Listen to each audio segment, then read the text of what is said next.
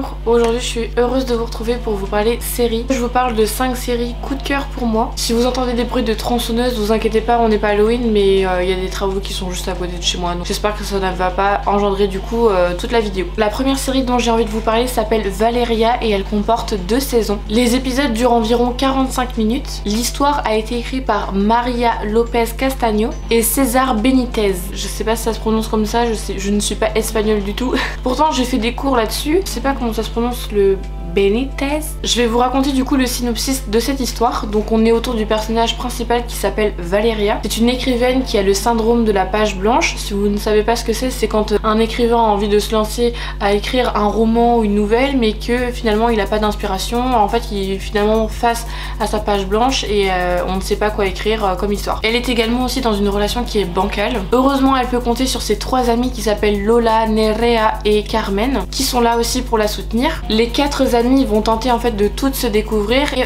aussi trouver l'amour. Avec ces 4 filles là, toutes les émotions y passent, hein. La tristesse, la colère, la peur, enfin vraiment tout. Et on vit vraiment en fait cette vie avec elle. On a l'impression d'être la 5e copine derrière l'écran qui participe avec leur folie, etc. Enfin c'est génial. Mon avis par rapport à cette série, pour moi c'est une série coup de cœur que j'adore vraiment. J'ai adoré les 4 filles, que ce soit Carmen, Valeria, Nerea et Lola. Je les adore toutes, elles ont toutes une personnalité spéciale que j'adore. Carmen elle a ce petit côté très timide que j'aime beaucoup, qui me représente aussi. Valeria son petit côté écrivain que j'aime aussi parce que j'adore écrire. Également Lola elle est un petit peu fofolle, elle fait plein de blagues etc. Et ça c'est aussi mon petit côté à moi. Et il y a aussi Nerea qui est très posée, qui est très discrète, calme, toujours très professionnelle, qui en fait me ressemble aussi. Donc c'est marrant parce que j'ai un mélange des 4 filles, donc j'arrive bien à m'identifier à travers toutes en fait. Et finalement vu qu'elles sont toutes différentes les unes et les autres, bah du coup ça forme un bon groupe mais vraiment très exceptionnel. En plus avec cette série on passe très vite du rire aux larmes et ça mais vraiment une pépite. Ce que j'ai beaucoup aimé aussi c'est qu'il y a des scènes érotiques à l'intérieur. Moi j'adore à chaque fois que voilà la série se lance et après il y a la petite intro vous savez de la série. À chaque fois les illustrations sont magnifiques, j'adore, trop bien, il y a toujours des belles chansons à l'intérieur. J'adore, mais vraiment cette série mais un coup de cœur je vous assure. Elle est tirée des histoires de Elisabeth Benavent qui me donne vraiment très envie de lire ces histoires puisque la série me plaît énormément. J'ai aussi trouvé cette série très drôle et avec beaucoup d'autodérision, ça c'est cool. Et pareil on y retrouve des galères de nous en tant que jeunes femmes de tous les jours et ça c'est vraiment drôle. Enfin, et vraiment en fait à se dire bah moi aussi en fait je ressens ça, moi aussi je vis ça,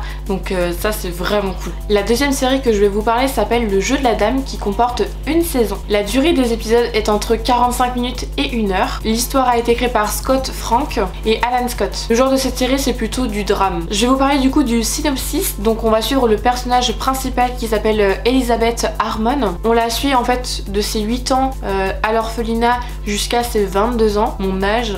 Et elle est la meilleure joueuse d'échecs. Mais le problème c'est qu'elle doit lutter contre ses problèmes émotionnels, son addiction à l'alcool et la drogue. Et l'histoire en fait commence au milieu des années 1950 jusqu'à dans les années 1960. Mon avis par rapport à cette série, si vous me connaissez bien, vous savez que j'adore le vintage. Ça a été un gros coup de cœur cette série. J'ai adoré du début à la fin, j'étais à fond dedans. Certes les épisodes étaient un petit peu longs, mais franchement une fois que j'étais plongée dedans, je m'en foutais d'en fait des minutes qui passaient parce que je voulais tellement savoir, j'étais complètement en fait dans cette histoire quoi. J'ai adoré les décors, le personnage d'Elisabeth, enfin franchement l'actrice elle joue si bien ce personnage et du coup ça m'a donné envie de la suivre sur Instagram parce que j'adore, elle était faite pour ce rôle vraiment. J'adore aussi ses tenues, mais j'aimerais trop avoir toutes les tenues, elles sont magnifiques. J'ai réussi à en trouver quelques-unes sur Amazon, il faut vraiment que je me les achète parce qu'elles sont trop belles. Même sa coupe de cheveux, il existe une perruque, j'ai envie même de me l'acheter, pourtant je suis brune. Je crois que c'est l'année dernière j'ai été, je crois chez la coiffeuse et du coup je lui avais demandé en gros la coupe de Elisabeth Harmon. Bon finalement en fait elle m'a expliqué ça va pas être possible de pouvoir te réaliser cette coupe de cheveux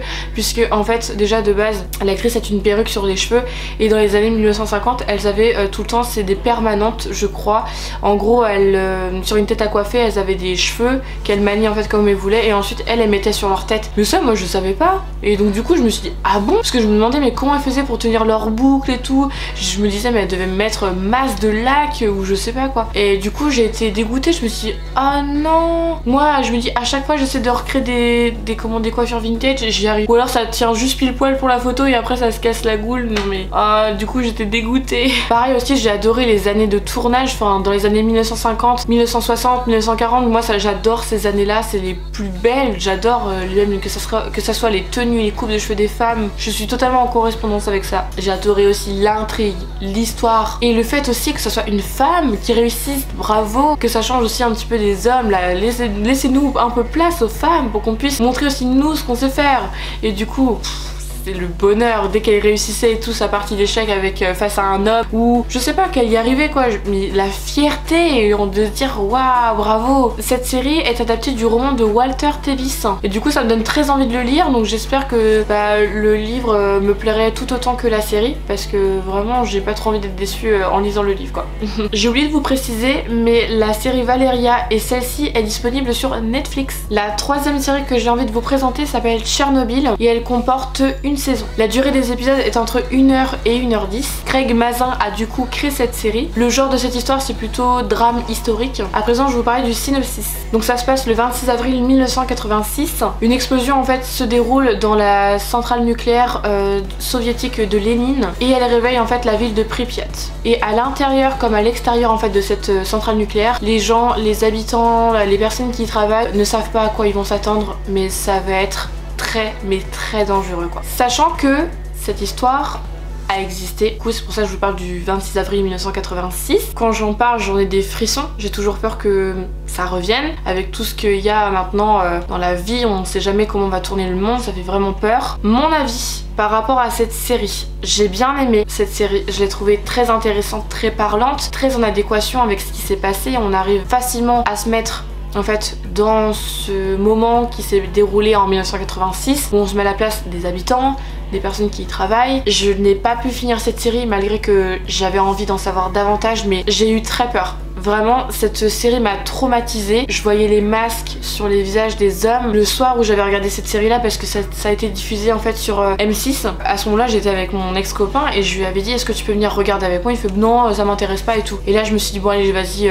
je prends mon courage à deux mains et je regarde cette série et si ça va pas je sais que en tout cas mon ex-copain était là donc pour me rassurer quoi. Et là je regarde cette série, j'étais plongée dedans à fond. J'avais pas mis trop fort le son de la télé parce que j'avais peur qu'il y a un truc qui fasse énormément de bruit, donc j'avais peur d'être en fait choquée quoi. Plus j'avançais en fait dans les épisodes, je me suis dit bon j'arrête. Après je suis hyper sensible, je pouvais plus, enfin c'était trop dur pour moi. Il y avait des gens qui mouraient, c'était trop dur et pourtant je regarde des films de la guerre. Dès que les hommes ils mettaient les masques et que t'entendais le genre le bruit là, et quand ils rentrent aussi sous terre et que t'as le petit bruitage là de l'appareil là qui permet de savoir le taux de trucs nucléaires là qu'ils ont sous eux, mais moi je flippais. Ce bruit maintenant je peux plus l'entendre parce que c'est pour moi un choc, ça me fait vraiment trop peur. Et là je me dis terminé, je veux plus regarder cette série malgré que je l'ai aimée. Je voulais quand même vous en parler parce que je l'ai trouvée très intéressante et que si beaucoup d'entre vous étudient sur ce sujet là, je peux vous le conseiller, mais faites attention parce que c'est hyper traumatisant, vraiment. Après ceux qui sont pas sensibles comme moi, je pense allez-y les yeux fermés, mais ceux qui sont sensibles comme moi, restez accompagnés, soyez à quelqu'un et n'hésitez pas à en parler parce que voilà c'est ok d'en parler et c'est ok de dire que ça vous a fait peur. Et voilà, moi je regarde même plus d'extrait ni rien, je laisse tomber et voilà. Je ne veux plus me faire de mal avec ça. Ça m'a tellement traumatisée que j'en ai fait des cauchemars où je voyais des hommes en fait dans mes cauchemars avec le masque qui s'approchait trop fort de moi et du coup je me réveillais et je me disais putain il est quelle heure, et je regardais 2h30 du mat et je me dis mais non en fait faut que je me rendorme, mais j'avais tellement peur, je me dis si je me rendors je me replonge facilement dans le truc, j'ai pas envie quoi. Il y a un youtubeur qui en parle, qui a réalisé une vidéo de 1 heure qui a été en fait sur les lieux de Tchernobyl et qui en parle et qui a même été sous le sol quoi. J'étais choquée avec un guide quoi. Et pour le coup moi ça c'est quelque chose que je ne ferai jamais. Toute la vidéo j'étais hyper intéressée. Je sais qu'il y avait à ce moment là mon ex-copain qui était derrière moi et j'étais sur mon ordi, j'avais mon casque sur les oreilles et quand la vidéo se termine j'enlève mon casque et là complètement flippée. Je me rappelle j'étais dans l'appartement, j'arrêtais pas de regarder derrière moi, je me dis ça se trouve il y a un homme avec un masque qui va débouler. Je vois quelqu'un avec un masque comme ça là juste pour rigoler, je pourrais même pas rigoler parce que je serais tétanisée tellement ça me fait vraiment trop peur. Je pense que ça a été un trauma de voir ça, je sais pas pourquoi. Même dans les films de la guerre, il y en a certains qui avaient des masques à oxygène comme ça, des masques à gaz, je sais plus exactement. La 4e série que j'ai envie de vous présenter s'appelle Glee et elle comporte 6 saisons. La durée des épisodes est de 45 minutes. L'histoire a été créée par Ian Brennan, Brad Falchuk et Ryan Murphy. Le genre de cette série c'est plutôt musical et à présent je vais vous parler du synopsis. Donc on va suivre le personnage principal qui s'appelle William Schuster, qui est un professeur d'espagnol et qui souhaite en fait reprendre en main le groupe musical dans le lycée qui se situe dans l'Ohio et qui s'appelle le Glee Club. Donc voilà, en fait c'est un club de chant et il y a des élèves en fait totalement différents qui se prêtent au jeu et participent du coup à ce groupe de chant. Il y en a qui vont adorer, d'autres qui vont faire ça pour voilà foutre un peu la zizanie. Enfin vraiment on est sur plusieurs personnages très intéressants et vu qu'ils sont tous différents donc il y a forcément des conflits qui vont se mettre en place, mais ils vont tant bien que mal cohabiter ensemble parce qu'ils n'ont pas le choix. Surtout ils vont avoir besoin des uns et des autres pour pouvoir du coup former du coup ce groupe de chant. Mon avis par rapport à ce livre, j'ai bien aimé cette histoire. Il y a certains personnages que j'ai beaucoup apprécié, d'autres un peu moins. Après c'est normal, on peut pas aimer tous les personnages, enfin de toute façon c'est comme dans toute série, il y a des personnages que j'adore, d'autres que j'aime un peu moins, mais c'est normal. Ce que j'aime bien c'est que ça traite de thèmes complètement différents qui pour moi sont essentiels dans notre monde d'aujourd'hui parce que c'est encore parfois des thèmes qui sont très tabous. Également il y a des situations qui sont évoquées dont certaines personnes qui regardent cette série peuvent en fait se référencer en se disant moi aussi je vis ça à la maison, moi aussi il y a ça, moi ça j'ai déjà vécu, etc. Donc ça c'est bien parce que la personne qui va regarder cette série peut facilement s'identifier à un personnage en particulier ou pas pour du coup se sentir peut-être un peu plus rassuré, avoir plus confiance parfois en lui. Moi tout au long de cette série j'étais à fond dans la musique, à chaque fois je chantais, enfin j'ai adoré. Ce que j'ai bien aimé aussi c'est l'hommage qui a été fait pour les acteurs qui sont décédés, je crois qu'il y en a 3 dans cette série qui sont décédés. Quand tu regardes dans cette série là tu te dis ouais c'est trop cool, ils ont l'air sympas, et puis quand tu regardes leur moment de vie tu te dis ouais par contre ils ont hyper mal tourné, il y en a qui sont partis faire des trucs atroces et inhumains quoi, et le choc. Mais en fait on se dit que en fait finalement n'importe qui peut faire des choses horribles comme ça, et je préfère pas trop m'aventurer sur ce sujet là, mais enfin il y a certaines choses où j'étais un petit peu choquée, j'avais un peu les yeux comme ça face à mon écran quoi. J'ai oublié de vous redire, je suis désolée, Tchernobyl je pense que vous pouvez le retrouver en streaming sur internet, et Glee moi je l'ai regardé sur Netflix. La 5e et dernière série que j'ai envie de vous présenter s'appelle Destin, la saga Wings, qui comporte une saison. Elle est également disponible sur Netflix. La durée des épisodes est entre 45 et 50 minutes. L'histoire a été créée par Brian Young et le genre de cette série c'est plutôt fantastique. Le synopsis de cette série se passe dans un monde parallèle du monde en fait des humains. Donc on y découvre l'école Alphéa, qui en fait est une école qui permet de former les fées au pouvoir et aux arts magiques depuis en fait très longtemps, depuis des milliers d'années. Il y a également les spécialistes que l'on appelle, qui sont là pour protéger en fait le royaume, enfin en tout cas tous les royaumes qu'il y a. Et donc cette année on retrouve le personnage de Bloom qui est recueillie donc du coup dans cette école et qui elle venait du monde humain, et en fait elle a découvert qu'elle était une fée, et pas n'importe quelle fée puisqu'elle est la fée du feu. Elle fait également la rencontre de d'autres fées, donc il y a Musa, Stella, Terra, Aisha je crois. Donc tout se passe très bien jusqu'au jour où en fait leur monde va être attaqué par les brûlés qui sont en fait des monstres. Et voilà, si ça vous intéresse, je vous invite à aller découvrir cette série. Mon avis par rapport à cette série, j'ai beaucoup aimé. C'est une adaptation libre de la série Wings que vous avez dû connaître, je pense, si vous êtes dans mes âges. Moi je suis de 1999, mais je pense que vous avez dû connaître puisque quand on était petit ou petite en fait on avait une série télé, un dessin animé des Wings qu'on adorait toutes. Moi je les avais toutes pratiquement, j'avais eu cette chance là, je les adorais. J'avais Bloom, j'avais Layla, j'adorais Layla. Je sais pas, un gros coup de cœur. Quand j'ai commencé cette série, j'ai tenté direct en fait de retrouver les personnages en me disant ah elle c'est Stella, ah elle c'est Bloom, ah elle c'est Layla, et après quand je regardais les noms, j'ai dit mais en fait elle s'appelle Aisha dedans. Mais j'ai dit mais attends, je comprends pas parce que dans la série, le dessin animé ça porte d'autres noms. Donc je me suis dit écoute, te fixe pas à ta série dessin animé quand tu étais petite, lance-toi dans la série et tu vas voir si tu aimes ou pas quoi. Et au final j'étais très intriguée par l'histoire, enfin on a envie de découvrir davantage qu'est-ce qui va se passer, etc. Les filles elles sont hyper attachantes. Moi j'ai un gros coup de cœur pour le personnage de Bloom parce que elle manie le feu, elle a ses problèmes de colère à gérer ses émotions, etc. Et je m'y suis en fait beaucoup retrouvée en elle, vraiment dans le personnage. Enfin, j'ai adoré.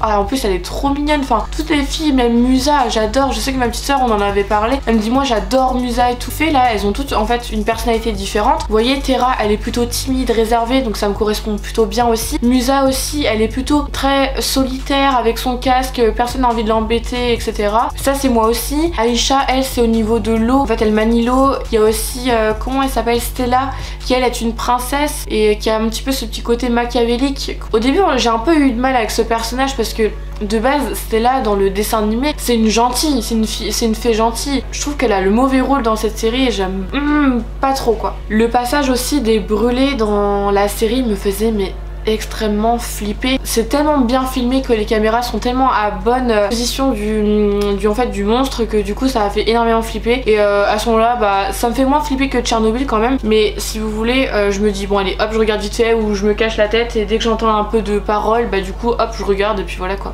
Merci beaucoup d'avoir regardé ma vidéo, n'hésitez pas à m'écrire dans les commentaires ce que vous pensez de ces séries et si vous avez d'autres séries à me recommander. Quant à moi, je vous retrouve très vite dans une prochaine vidéo, je fais des dents de bisous. Bye.